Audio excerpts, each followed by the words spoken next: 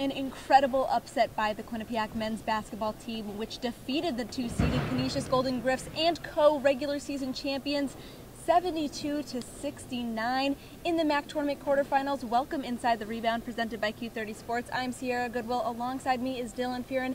And Dylan, this team is no rookie to the close games. They've played all season and one's down to the wire, and Baker Dunleavy thinks that it really proved dividends in this one. It wouldn't be a Quinnipiac basketball game if it didn't come down to the final moments. We were super uncomfortable last night, but this got us right back where we belong. And I was just really excited about the way our guys were able to handle the stretch. We got multiple stops down the stretch.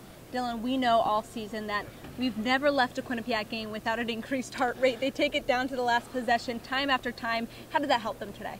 Well, I think 10 games decided by 2 points or less is going to help you in a conference tournament, and that's not including the 3 double overtime games Quinnipiac played on the road this year to end the regular season.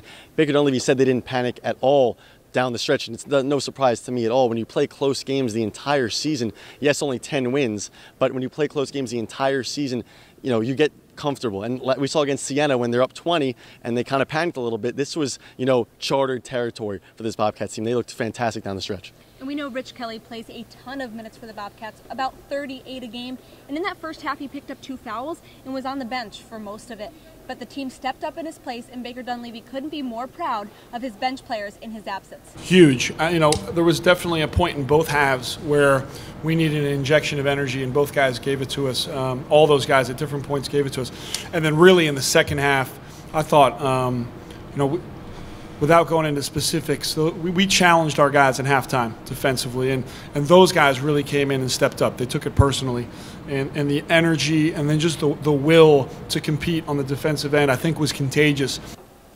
Dylan, what did you see from the guys off the bench, especially Al Chiga, Aaron Robinson? What did they contribute today? Well, first, a lot of heart and a lot of hustle. You saw rebounding, defense, taking charges, going through screens, just being tough off the pine.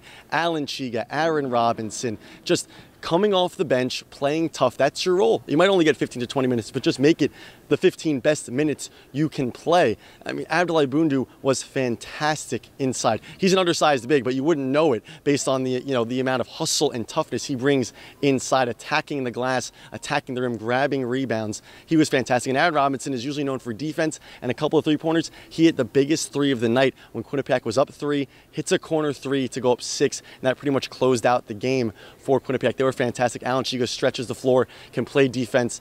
It was fantastic. The bench play was fantastic for this team. And it's already 2 surprising wins, maybe, for Quinnipiac faithful, who have seen them lose 7 of their last 8 games. But they're confident that they can keep this rolling. Baker Dunleavy said after the game that when you're losing that many games, it's hard for the outside to see that they're getting better, but he really thinks that they were. We've talked about with our guys all year, we try to be our best at this point. I think we are. I think we're playing our best basketball. So what that can reveal for us, we don't know.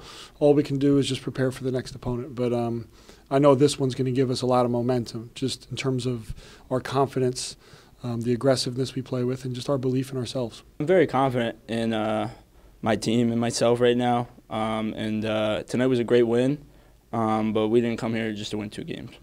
So game number 3 is on the horizon. They'll play Sunday night at 9:30, either Niagara or Fairfield. What do you think about this matchup?